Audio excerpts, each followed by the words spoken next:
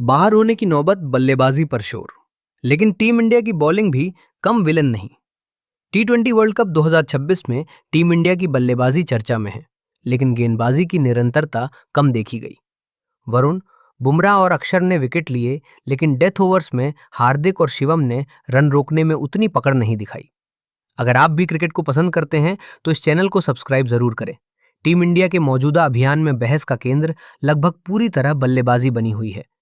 Power play में strike rate, spin के खिलाफ अप्रोच, लेफ्ट राइट संतुलन, आक्रामकता बनाम धैर्य, हर सवाल बल्ले के इर्द गिर्द घूम रहा है।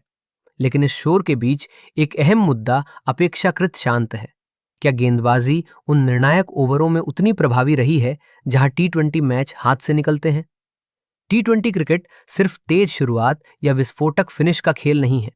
असली फर्क मिडिल ओवर्स और डेथ फेज में पड़ता है, और यहीं भारत की कहानी थोड़ी जटिल नजर आती है।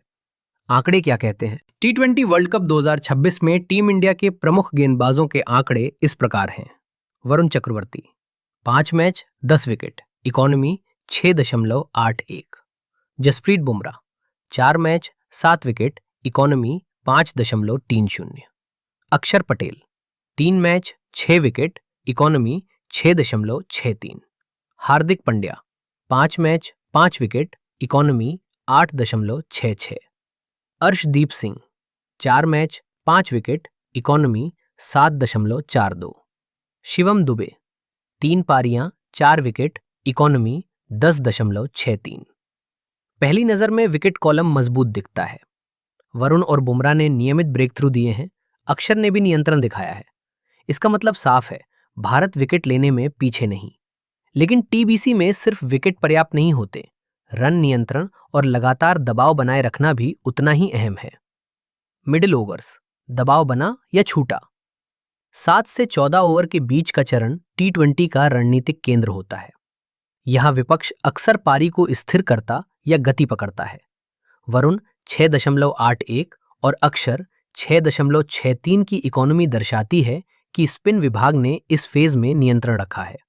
लेकिन टीम स्तर पर 7+ इकोनॉमी यह संकेत देती है कि दबाव हर मैच में समान नहीं रहा। सुपर 8 के पहले मुकाबले में साउथ अफ्रीका के खिलाफ भारत ने 20 रन पर 3 विकेट लेकर शानदार शुरुआत की थी। लेकिन इसके बाद डेवाल्ड ब्रेविस और डेविड मिलर ने सिर्फ 51 गेंदों में 97 रन जोड़ दिए और मैच पूरी तरह जटिल हो गया। शुरुआती सफलता के बाद भी निरंतर दबाव बनाए रखना कितना जरूरी है, ये उदाहरण साफ दिखाता है। डेथ ओवर्स, असली परीक्षा। टीबीसी का असली इम्तिहान आखिरी 4-5 ओवरों में होता है।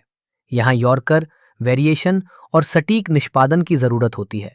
हार्दिक पंड्या 8.66 इकोनॉमी और शिवम दुबे 10.63 के आंकड़े ये दर्शाते हैं कि रन नियंत्रण पूरी तरह कसा हुआ नहीं रहा। बुमराह 5.30 अपवाद है। लेकिन टीबीसी में डेथ ओवर की जिम्मेदारी सामूहिक होती है।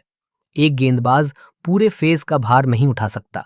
यहां बात रन लीक के आरोप की नहीं, बल्कि अहम ओवरों में लगातार दबाव बनाए रखने की निरंतरता की है।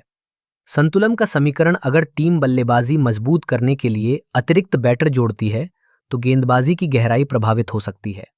क्या छठा गेंदबाज पर्याप्त भरोसेमंद है? क्या ऑलराउंडर दोनों भूमिकाओं में प्रभावी योगदान दे पा रहा है? टी20 में अक्सर फर्क 8 से 12 रन का होता है। अगर आप 180 बनाते हैं लेकिन 190 दे देते हैं तो बल्लेबाजी का श्रम व्यर्थ हो जाता है। भारत 170 से 180 के स्कोर तक पहुंच रहा है। असली सवाल यह है, क्या गेंदबाजी उस स्कोर को पर्याप्त बना पा रही है? सुपर 8 की पहली हार ने मुश्किल बढ़ाई। टीम 8 में साउथ अफ्रीका के खिलाफ पहला मुकाबला गंवाकर टीम इंडिया मुश्किल में है। अब 2 अलग अलग समीकरण सामने हैं। दोनों मैच जीतना, भारत को 4 अंक मिलेंगे जो सामान्यतः सेमीफाइनल के लिए पर्याप्त होते। लेकिन अगर साउथ अफ्रीका एक मैच जीतता है और वेस्टइंडीज वर्सेस जिम्बाब्वे का विजेता भी उसे हरा देता है तो 3 टीमें 4 अंकों पर आ सकती हैं और फैसला नेट रन रेट से होगा। सिर्फ एक मैच जीतना, भारत को साउथ अफ्रीका के बाकी सभी मैच जीतने की जरूरत होगी। साथ ही उसकी एकमात्र जीत वेस्टइंडीज और जिम्बाब्वे के बीच के विजेता के खिलाफ होनी चाहिए। ऐसी स्थिति में नेट रन रेट निर्णायक होगा। फिलहाल चर्चा बल्लेबाजी पर केंद्रित है, लेकिन आंकड़े बताते हैं कि गेंदबाजी के कुछ चरणों में निरंतरता की जरूरत है। भारत के पास विकेट लेने वाले गेंदबाज हैं, नियंत्रण की क्षमता भी है, लेकिन T20 वर्ल्ड कप जैसे टूर्नामेंट में सफलता उन टीमों को मिलती है जो शुरुआती झटकों के बाद मैच को पूरी तरह बंद कर देती हैं और डेथ ओवर्स में रन नहीं बहने देती। धन्यवाद।